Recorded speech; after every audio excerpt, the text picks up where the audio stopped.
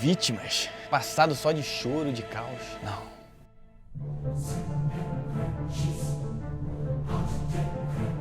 Fala, seus estrunchos!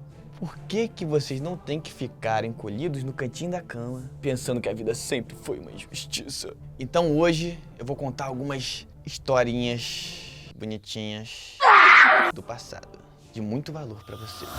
Os negros eram só escravos no passado. Os índios detestavam os portugueses. As mulheres não tinham notoriedade nenhuma, não tinham voz. Vou começar falando como o exército brasileiro foi criado. Lá no século 17, né, quando ainda era colônia o Brasil, nós tínhamos aqui os negros, os índios e os portugueses. E um homem chamado Henrique Dias e outro era o Felipe Camarão, que era descendente de índios, né? E o Felipe Camarão até falava um pouco de latim. Os dois criaram o exército brasileiro para poder combater os holandeses na Guerra dos Guararapes. Inclusive, eles também lideraram os portugueses. Corrigindo, Amadeus, na verdade o que acontece é o seguinte: tanto o Felipe Camarão quanto o Henrique Dias, eles tinham formação militar, usavam uniforme, eram alfabetizados, né? Enfim, frequentaram escolas, né, dos jesuítas. A maior parte realmente das forças coloniais na luta contra os holandeses era composta de tropas portuguesas. Mas é importante dizer que também houve um número significativo de índios e de negros na luta contra os holandeses. E, digamos, essa participação foi suficientemente importante para que os dois fossem recebidos em Lisboa por Dom João IV, receberam um título de nobreza, e é uma coisa interessante porque o Henrique Dias pediu que o rei perpetuasse o batalhão negro, e o rei atendeu ao pedido dele. Desde a época da colônia, meados do século XVII, você já tinha uma integração muito grande entre brancos, negros e índios. É importante chamar a atenção disso. Não foi uma coisa que surgiu da noite para o dia, e foram devidamente reconhecidos. E o Henrique Dias foi o primeiro negro brasileiro, o primeiro militar brasileiro a ser condecorado na Europa. Ai, pai, para! Os holandeses eram um pouco radicais na maneira de negociar, né? Então acabou que eles tiveram alguns problemas aqui dentro e não aceitaram aqui, meu irmão. Segundo, Rafael Anjo Negro, o homem que salvou Dom Pedro I na Guerra da Cisplatina, que foi a guerra que tirou lá a parte da Cisplatina do Brasil, que hoje é o Uruguai. Então, quando o Dom Pedro I foi atingido na Guerra da Cisplatina, o Rafael Anjo Negro, né, resgatou ele, e nisso foi colocado para ser o homem que ia cuidar do filho de Dom Pedro I enquanto ele estivesse fora. E esse filho era Dom Pedro II. E o Rafael Anjo Negro que dava banho nele, contava história para ele. Praticamente foi um pai para Dom Pedro II, né? E assim, a primeira pessoa que morreu na proclamação da República foi Rafael Anjo Negro. Morreu com 98 anos. Chorei, agora não choro mais. Então Dom Pedro II foi exilado do Brasil, né? Aí ele soube, no jardim do Paço Imperial, paço também significa palácio, né? E eles chamavam assim antigamente. Então ele morreu ali nesse momento que viu o pessoal proclamando a República, ele teve um ataque do coração e morreu com 98 anos. Agora, o maior escritor brasileiro, e que praticamente todo mundo já leu na escola alguma obra dele, Machado de Assis. O Machado de Assis era filho de um homem liberto e de uma portuguesa. O pai do Machado de Assis era filho de 2 escravos que foram libertos. E se eu não me engano, até o momento, nenhum escritor conseguiu barrar as obras dele. E onde está Papai Noel? Papai Noel chegou. Tá vendo, né? Machado de Assis. Eu me lembro que eu combati muito, né, essa nossa tendência a perder muito tempo com formalismo, muita gramática e pouca interpretação de texto. Pouca redação, ou seja... Quando se aprende uma língua, fundamental é que você aprenda a pensar. E para aprender a pensar, se você não conseguir redigir, escrever, você nunca vai chegar lá.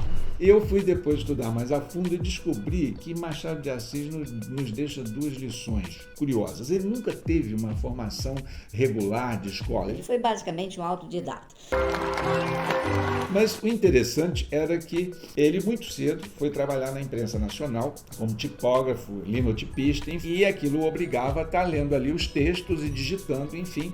Então ele começou começou, né, a esse hábito, essa familiaridade com textos. Como diz a Simone de Beauvoir, uma frase dela que eu gosto, uma grande escritora francesa, ela diz o seguinte, que escrever é uma arte que se aprende escrevendo. Há um pouco, certa ingenuidade, não, você tem que ler muito para escrever bem. Se você não treinar escrever, não vai adiantar muito as suas leituras. Machado de Assis não é apenas o maior escritor brasileiro. Hoje ele é reconhecido como um dos grandes escritores que a humanidade produziu.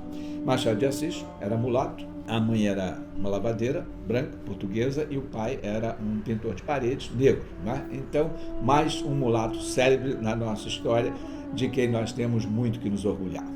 Eu acho que ficou bom, então. Paula Brito, o negro que incentivou Machado de Assis, dramaturgo e jornalista, que criou uma sociedade lá que juntava vários tipos de pessoas, de autoridades ali diferentes, né, juízes, ministros, para conversar sobre determinados assuntos. E nisso, já desde os 9 anos, o Machado de Assis acompanhava essas reuniões, né? Agora, André Rebouças, esse sim foi genial. Na minha visão, foi um dos maiores homens da história do Brasil. Eu até indico pra vocês aí o livro Alegrias e Tristezas, que ele menciona algumas partes aí da vida do André Rebouças, né? Excelente. Pra vocês terem ideia, o cara restaurou as fortalezas do Brasil, de Santos até Santa Catarina, e uma possível guerra do Brasil com a Inglaterra. Imagina só, galera, a maior potência do mundo querendo entrar em guerra com o Brasil. E quem é colocado pra defender a gente? Um negro brasileiro, chamado André Rebouças. Quem já viu, né? Mas o que eu não posso deixar de mencionar foi quando ele criou o sistema para levar água da serra até o centro do Rio de Janeiro, salvando mais de 200 mil vidas.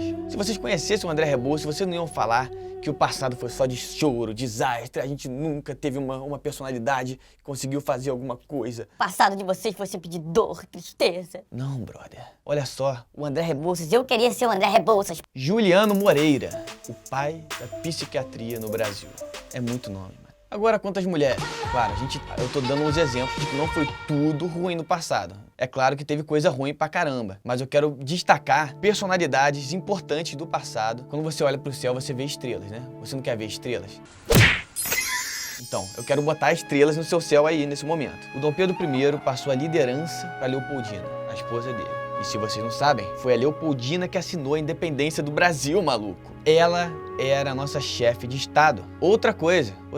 Naquela época a mulher votava. Assim, tinha que ter curso superior, mas votava, podia votar. Depois que entrou a República, que isso acabou. A princesa Isabel, somando o tempo de viagem aí do Dom Pedro II, ela ficou basicamente 4 anos no poder. É o tempo de um mandato presidencial. E ela fez muita coisa nessa época, muita coisa. Inclusive, a Lei Áurea, quem assinou foi ela. Além de tudo, quando a princesa Isabel não estava aí liderando o país, ela serviu o Brasil como uma senadora. E quanto aos índios, quando tinha feira de ciências no Brasil, por exemplo, e eles estendiam lá o paninho deles com os artesanatos que eles faziam no chão para vender, quem sentava do lado deles para atrair compradores? Dom Pedro II.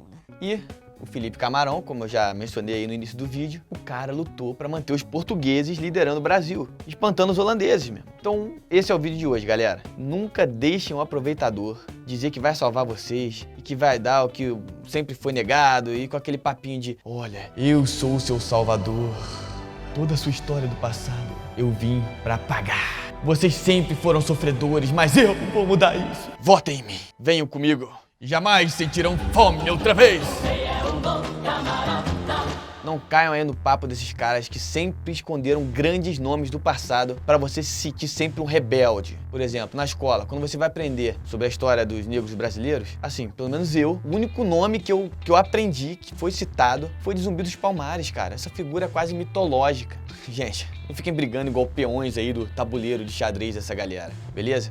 Se você gostou do vídeo, dá aquele joinha, se inscreve no canal e compartilha esse vídeo. Ah, e não se esqueçam de ativar as notificações, galera, beleza? Valeu!